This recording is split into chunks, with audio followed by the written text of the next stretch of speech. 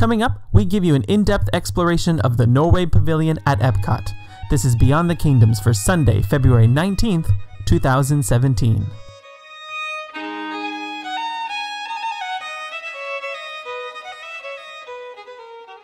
Hello everyone, and welcome to this week's episode of Beyond the Kingdoms. I am your host, David Camano, and I'm joined by my sister, Vanessa. Hi everyone. And we've got a great show in store for you today. It's going to be the first of an ongoing series that we're going to do throughout the year, where we explore each and every pavilion at World Showcase.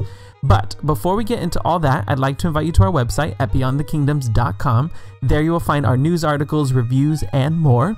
Make sure you like us on Facebook, and you can also find us on all sorts of social media accounts like Twitter and Instagram. I will make sure to put in links in the description down below. Now, before we get into everything about Norway, Vanessa's got a great travel tip for us, specifically about how to attack Frozen Ever After. Exactly. Frozen Ever After is a Fast Pass Plus attraction that is very difficult to attain. Yeah. If you do not get to attain it in time, I have a great strategy, which involves getting to Epcot at rope drop, which I know some people aren't about, but it is the most beneficial at Epcot, I think, because it's such a huge park to conquer. It's so big. When we did this, we walked right onto the attraction. Right. This was an off-peak season. I think if you go during high peak season, you might have to wait a little bit longer, but get there. Still will help. Yeah, because what happens at rope drop is people start to, go towards Test Track or Soarin'. You want to head straight to the Norway Pavilion, which some other people will be doing as well, but not nearly as much not as crowded as the people going to Test Track. Exactly. So start there, ride the attraction, go to the summer house, meet Anna and Elsa, have breakfast at the bakery, or get a reservation to go eat at the Princess breakfast meet and greet. And you'll be there for a good amount of time. World Showcase then opens at 11. Then start heading towards the China Pavilion. And it's empty. Yes. Like you will have the pavilions to yourself. Yes. So basically, a lot of people do Future World first and then end in World Showcase. Yeah. What I'm proposing is to do... reverse it. World Showcase first. Yeah. Maybe have dinner in the Canada Pavilion or the Mexico Pavilion, since those are the closest to Future World. Yeah. And then end your day in Future World, and then just head back towards the beginning hub of World Showcase to watch Illumination. Right. So you're saying if you don't get a fast pass for Frozen, rope drop it, get fast passes for something like Soarin' or Test Track instead for much later in the day, and just reverse the whole park. Exactly. Yeah. Well, thank you for that great travel tip. No problem.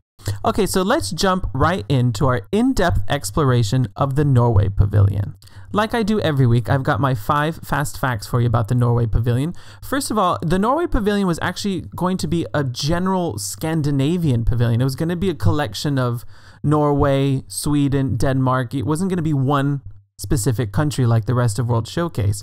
And I don't know if that was a tactic that Disney did to see which countries would bite, but basically Norway bit. Yeah. And they contributed $30 million to the pavilion and said, well, if we're going to give you all this money, we want it to be exclusively focusing on Norway only. So it turned into this collection of countries into just Norway once the Norwegian government stepped in. And this was part of, I think, a bigger promotion from the country's government to advertise them as a tourist destination at that point back in the 80s. It was the last country to be added to World Showcase.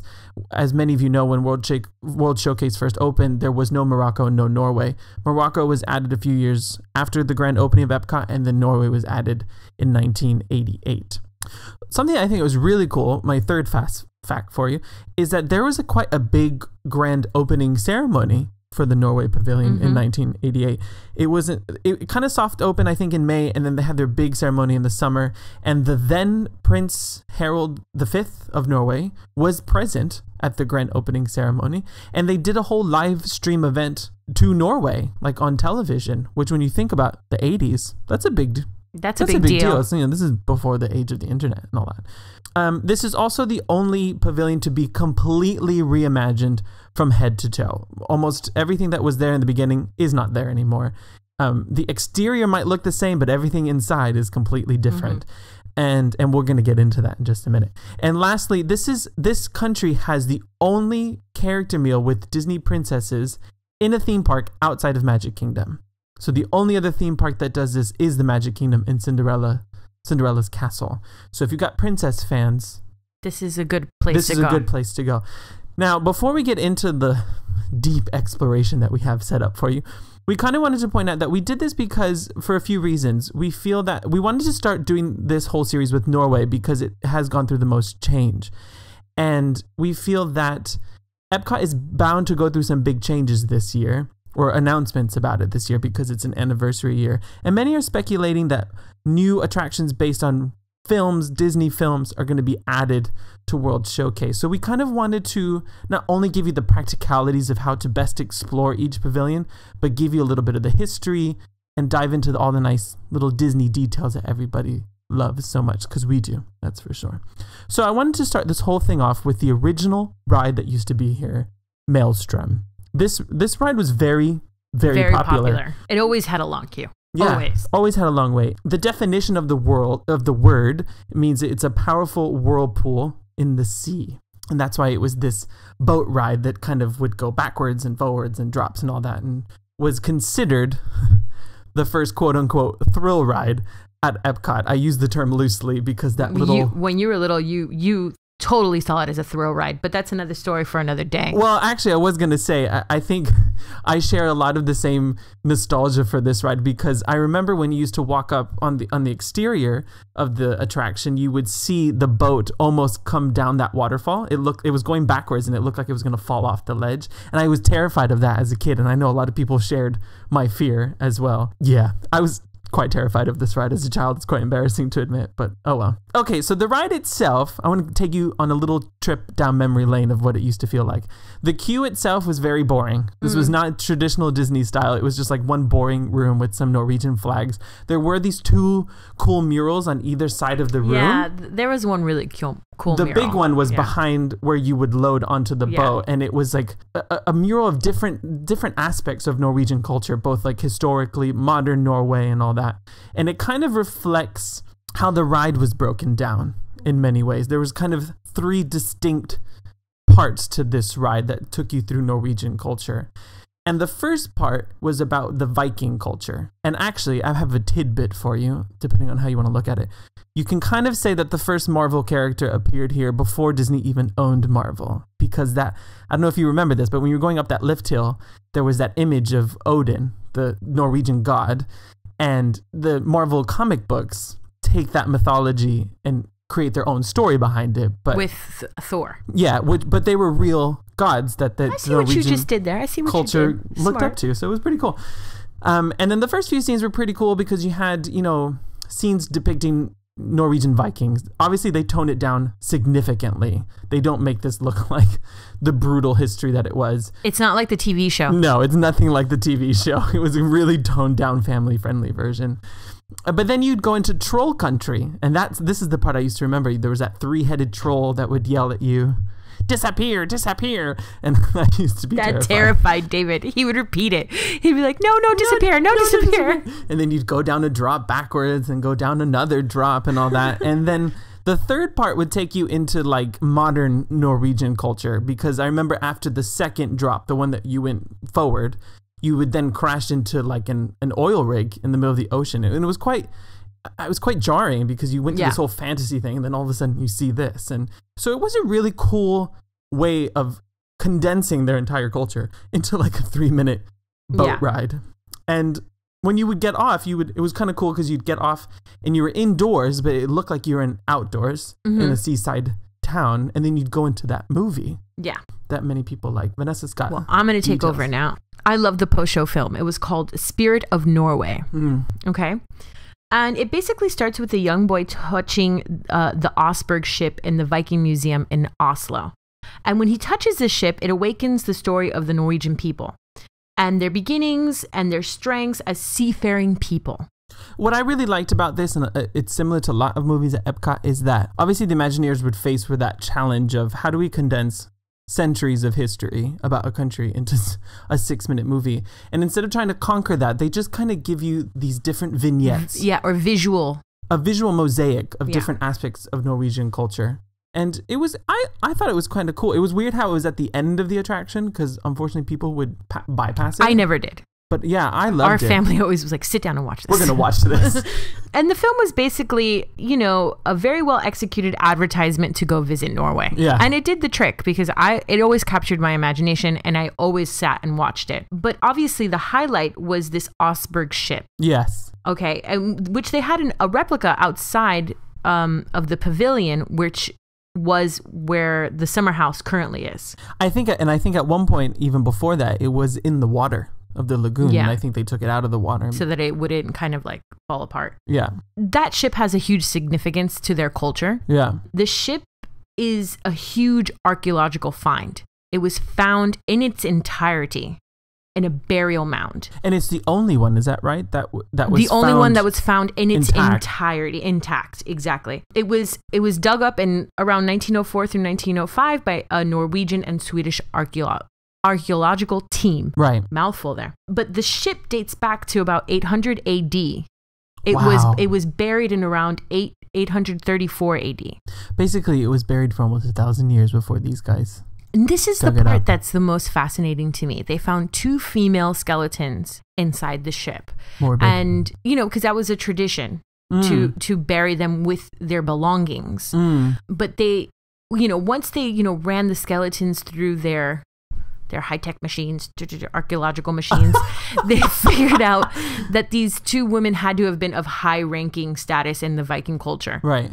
Because, they were buried with a giant ship. Yeah, that means you're and pretty they were, important. you know, with refined clothing. Right. And somehow they were able to analyze their teeth and see that they ate a lot of meat, which kept them in high ranking because Norwegian people in the Viking time mostly just ate fish. Well, and like most of medieval Europe, meat was expensive. Exactly. If you were eating meat, that meant you were wealthy. So they've pretty much kind of narrowed down to the fact that she was, you know, one of them was most likely a queen, and then the second woman buried with her was either a sacrificial burial, right, or perhaps her daughter or handmaiden, or sister, or something. Yeah.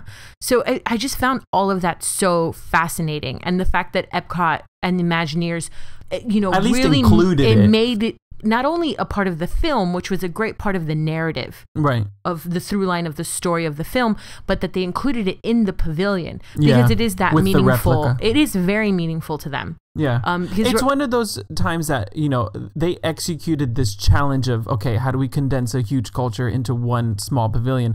That, you know, this was a pavilion that was well executed in the beginning. It really was. It really, really was. With these inclusions of these important artifacts. So yeah, that was the original attraction. I mean, in 5 minutes, you know, I tried to condense it. I gave you a huge, there's, you know, a lot more to the story of the ship.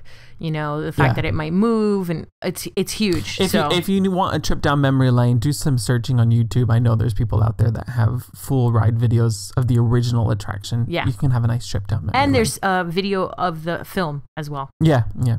So now moving on to the current architecture that's still there, obviously, and what each section of the pavilion offers. Let's start with Akershus Royal Banquet Hall. This is something I didn't know until doing research for this, but this is the restaurant to the right-hand side when you're entering the pavilion, where the character meal is at. The architecture is actually completely taken from an actual fortress, Akershus fortress in Oslo, which was originally built. I think I researched that they didn't know the exact date when it started, but it was around 1290s. So again, this is centuries old. And the big highlight of this fortress in Oslo is it still stands today, so you can go visit it in Norway. But it was never seized by any external power. They had very good control over this fortress. I think the one exception to that was that in 1940, they did surrender to the Nazis when they tried to invade. So instead of fighting back, they just let them take over. If you want to go see the current fortress, it's open to the public. It's free. It's kind of... In Norway, people. Yeah, in Norway. I'm talking about the real thing in Norway, not in Epcot. And it's kind of split into different sections. I know that there's some offices for the Ministry of Defense in there, but there is a museum, an armed forces museum there that's open to the public. And it's really cool because when you look at the architecture between the real thing and what's at Epcot, they really did cleverly condense it down and include it without it. I don't know, like it's seamlessly built in there beautifully, and it's really, really cool. Now, from a practical standpoint about what's at Epcot, I wanted to give you some tidbits about the banquet hall itself. This restaurant is extremely popular because of the whole character meal thing with the princesses. It is open breakfast, lunch, and dinner. Even before Frozen Ever After came, it was one of the few places to get breakfast in World Showcase because of its popularity. It's quite expensive. Breakfast will run around $48 for adults, $49 for lunch, and $58. That does fluctuate depending on the time of year. But it is the best use of the Disney dining plan, I have learned. Because of that high price point, it's interesting to me that it's cheaper than Cinderella's Royal Table, because that starts about $60 and $70, and that is not a buffet. Whereas this here at Norway is a buffet.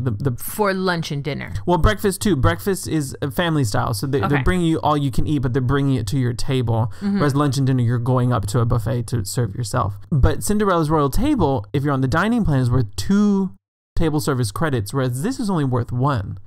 And so it's a very good use of that credit. So I would say, I think it's kind of expensive for what it is. Obviously, if you have a diehard princess fan, this is your better option if you want to keep the cost down a bit. But very, very, very good thing to do if you're on the Disney dining plan.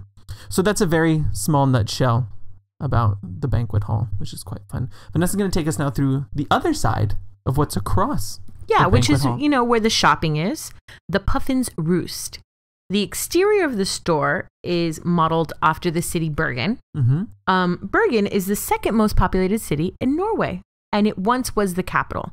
You'll find it in the far west part of Norway. Yes, yeah. The exterior is basically made to look like terraced houses, which is typical to their cityscape. I mean, it is almost carbon copy. And these from houses, the real thing. It's really cool, actually. I describe these houses in a way that's easy for everybody to remember. When you were little, you would draw those stick houses, where it was like a box and a triangle on top. That's basically what these houses look like.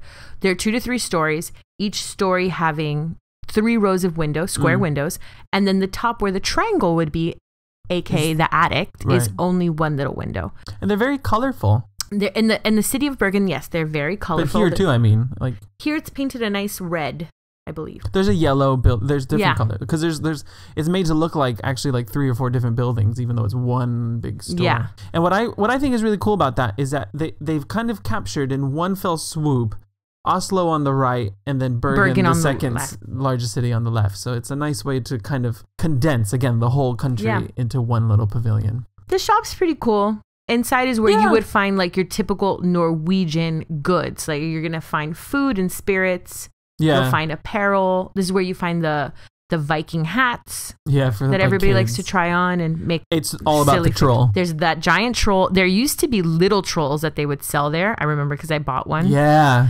But now it's just, the hats and fleece and they do have fragrances. And sometimes they do special events in there for, fragrances and whatnot. It's like what's interesting about that store, again, it's one store, but it is broken down into 3 distinct sections. Yeah. So it is pretty cool. And right next to it is probably one of my most favorite places to stop at while visiting World Showcase, which is the bakery. Now, this is pretty interesting to me because we've discovered some things about how authentic the food is here. First of all, you have to get school bread here. It is one of the most popular snacks to get at Epcot. It's up there with Dole Whips. I wouldn't put it above Dole Whips. But it's up there. But it's up there in terms of its popularity. It's a great snack. It's huge. It's basically like a custard-filled pastry with like some coconut on top. And I don't even like coconut, but I love this thing. And it's big. Like I remember on one occasion you and I sharing one. I don't share it with you anymore. No, not anymore. And it's really inexpensive. It's under $4. Yeah. So it's nice to find these little snacks that are cheap. They have other things. I remember there was like a troll horn, which was like a horn-shaped pastry, again, filled with cream and all that. They have a few savory things like sandwiches, but it's mostly if you like sweets cream, in here. This is where it's at. Yeah. Everything is like filled with cream in this bakery. Everything. And they have a few like frozen cupcakes and all that. And they do have their like alcohol. They sell like... Yes, I believe so. Like a spirit there. I know there's a cart that sells alcohol outside. But they do in there as well. I've noticed it. But something that Vanessa discovered for us is that, because Vanessa has a good friend of hers that's Norwegian. I have a couple of Norwegian friends. And she was telling them about this place. And then I showed him a picture of the skullbread, and he's like, what is that? Apparently skullbread in Norway does not look like that. Apparently skullbread in Norway looks more like an actual donut with a hole in the center, and the cream custard is kind of like frosted on top. Right. It's made of the same things, like the same products. It's just the appearance is fairly different. I'd like to think that this is an Americanized version of it. I think the American version is a lot more decadent and filled with probably way more cream than they put over there. Probably. But like I said, it's probably, if it's... But it's delicious, so who cares? Top 5 snacks of Walt Disney World right there. You have to do it. And right next to that is the Stave Church. This is actually the most iconic feature of this pavilion itself, because you can see it from like across the lagoon. And it's basically almost an exact replica of a church in Norway. And this kind of symbolizes the introduction of Christianity into Norway. You know, before this, the Vikings were a pagan culture. They believed in many gods and all that. And down the line, when they started exploring different countries, you know, Christianity made its way here. And these were their Christian churches, essentially. They originally were built around the 12th century. There were thousands when they first existed in Norway, but now there's only about 30, so you can go see a few of these in Norway itself. They were plagued with a lot of fires. Well, they were all made of wood. Yeah. And so, obviously, wood's going to burn. So that's why. It's very different from the rest of Europe that usually had stone churches. These were made of wood, which makes them quite distinctly different and unique.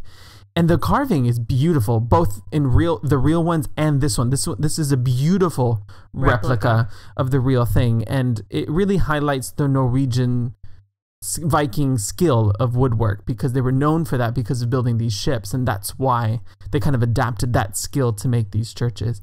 And if you really look at the details in it, like the edging of the rooftops, they have these little dragons on there, and they kind of, obviously dragons were a part of Norwegian mythology and all that, but it's kind of their take on gargoyles, on those Gothic churches that you'd see like in places like France and all that. And again, very accurately done in this case here at Epcot. It currently has a little exhibit. It used to have an exhibit about Norwegian Viking culture, but now it's more about Frozen. But it's about how Norwegian culture, the real culture, influenced the movie. And I say go take a look at it. It's actually quite cool because they have real artifacts and objects in there borrowed from real institutions in Norway. And they kind of show you, you know, I remember in one case, they have a real dress that was borrowed from a museum. And it kind of shows you how the real dress influenced the design of Anna's dress and all that. So they kind of make that direct comparison for you. So it's quite educational. Which, you know, if you're applicable upset, for kids. Yeah, and if you're upset that a lot of the educational or like cultural stuff has been taken out of the pavilion, because I am, this ties it back to that thought of Epcot being an educational place. Yeah, and I appreciate that they did that. Oh, I love but that. But I feel like too many people bypass it. Yeah, so I'm using this opportunity to tell you, go do it, because it's a nice blend of Disney entertainment with some education. And, you know, too much Frozen, you know, you need a little education on there. Which takes us to the next Frozen edition. Next to that church is the Royal Summer House. This is a complete extension. This was nothing. I mean, that ship was there, but this was like empty space in between Norway and Mexico back in the day. And they built this primarily because there was an Anna and Elsa meet and greet at the Magic Kingdom after that big hit of the film. And the wait times were out of this world. They were 2 hours long. I have a friend who waited 2 hours with her goddaughter. So what I'd like to tell you is, do not fear. You will not wait 2 hours when you do this at Epcot, because they've really cleverly set this up. I mean, from the outside, it just looks like a little house, but it goes deep. The queue is beautiful. It really is, because this is meant to be their summer home as children, where their family would retreat during summer vacation, sort of thing. And there's these beautiful woodwork carvings into like these pillars that are Anna and Elsa. I remember in one corner, you have to really look in there, where there's like a stairwell. In the corner, there's 2 little dolls that look like dolls that they made themselves of Anna and Elsa. And it's just beautiful, beautiful Disney detailing here. And they do have like a little troll tribute to there is the old attraction. A quote-unquote hidden Mickey. There's a little banner of a 3-headed troll, which looked exactly like the one in Maelstrom, the original ride we talked about at the top of the show. So if you're a Disney nerd like me who loves those little hidden things, you'll clearly see it while you're waiting the queue. From a practical standpoint, I want to tell you this. There are more than one Anna and Elsa in this meet and greet, which is why the wait times are significantly better than they used to be at the Magic Kingdom. From a touring tip perspective, I would tell you this. Like Vanessa said, if you rope drop Epcot, go straight to the ride and go do this afterwards. If you did it like we did, you'll wait 10 minutes for both. You can knock it out very quickly. However, if you're a little delayed, I want to give you a small warning because a lot of people will be doing the same route that you're taking. Around 10 o'clock, between like 10 and 12 noon, the wait for Anna and Elsa meet and greet can go up to about 45 minutes or above. If you see that happen, don't do it. Wait, because I promise you, after 12 noon, the wait time always goes down. And, you know, at worst, I've seen it at 30 minutes. At best, I've seen it at 15 minutes. And the reason I'm saying this is because they don't offer Fast Pass Plus for this. You have to wait in the line. So either do it first thing. If you see it start to go up in terms of the wait time, wait till after 12 noon, come back to it, do it later in the day. The wait will go down. It is well worth it because you get to meet them both. It's a separate photo op for each one of them. It's not them together. And it's just, if you have a Frozen fan, you kind of have to do it. And at the end, it'll drop you off through a store in classic Disney fashion. The Wandering Reindeer. So it's where all the Frozen merchandise that you can imagine all in one place. If you have a Frozen fan, run quickly. Yes, so many little plush Olafs and Svens. So cute. So cute. Now, Vanessa's going to take us through the final new thing at Norway, which is the ride itself. This is the highlight. Frozen Ever After. So they very intelligently utilized their old track system and the same longboats that were in the original attraction. Yeah. Well, they did that because they had to do this fast. Yeah, because it was already an idea to have it made when the film was being created. Oh, I didn't know but that. Because it was such a hit, they pushed forward act fast, yeah. The opening of it. So the queue is different. Basically, the queue is what the exit used to be. Right. So you're going through the town of Arendelle. And you will go through the Wandering Oaken's trading post. Yeah. This is also kind of, I don't understand the exact architecture, but basically the film, the theater where the film was, is utilizing this somewhere space there. In there. Yeah. I mean, I don't know where emptied it all out. But the old queue, I'm sure they used it in the attraction somehow. I think that whole space of what was like loading and unloading, and the queue is huge. Oh, yeah. Indoor. They probably just have it just winding up. Yeah. We just have never really had to wait a long queue for it. Yeah, because we got lucky. Yeah. I won't do it. And the queue is predominantly indoors, so if it's a rainy day, it's a nice escape. When you enter the boat, you'll encounter on the attraction Olaf and Sven, and they basically kind of take you through this journey. You'll see the story of Anna and Kristoff and how they met. Isn't the story that the queue is Arendelle on it's like a festival day or something? Yeah, the residents are celebrating the Winter Festival. Right, and then you get on the boat to go into like the fjords, basically. Yeah, and they're preparing for the festival, and then you meet Grandpappy, and he tells you the story of Anna and Kristoff, and then how they met. And then the boat ascends to find them together enjoying the festival. Yeah, and then you kind of go through a little area. You'll meet Queen Elsa in her ice palace, and then you'll see the marshmallow. The wonderful climax of Let It Go. Let It Go, and then you're going backwards. Yay! And it's awesome. I'm not a huge Frozen fan, but I am a huge fan after the attraction. The attraction made me really like it. I wasn't on this bandwagon, but I have to admit it. This ride is cute. It's really well done. Yeah. It's great technology. Yeah, and you see every little tidbit of the film. Like you'll see, like I said, you'll see all the little trolls. You'll see all the songs. You'll see the Marshmallow Man. You'll see Elsa in her glory. At the end, they do like a little fireworks show. Yeah. It really, it's on another level. But to me, it's not worth the 2 hour wait, and it does hit 2 hour wait. So I'm of the school of thought, I only do this if I get a fast pass. Yeah. And I don't always get a fast pass for it every time I go to Epcot. I kind of pick and choose my battles with this. Yeah, it's kind of hard with Epcot because of the tier system, but that's another story for another day. I find that if you're riding with little ones, it's best to sit on the right side of the boat because it's where the majority of the animatronics are going to be. So it's best for them to sit. Yeah, towards the right or like middle towards the right, because sometimes with that giant dragon in the front of the Longship, it's hard to view for a little one.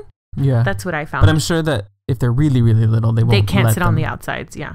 I think that the most significant thing about this attraction was kind of like the technological advances in audio animatronic. Yeah. Okay. That is what makes me enjoy this ride. Yeah, because it seems like they're real. And there's, you know, some people who love them and some people who don't. I love it. Well, because their faces are screens, essentially. Their faces are projections. But yeah. I think in this instance, when you're recreating animated characters, it works beautifully. Like this wouldn't work if you're recreating Abraham Lincoln.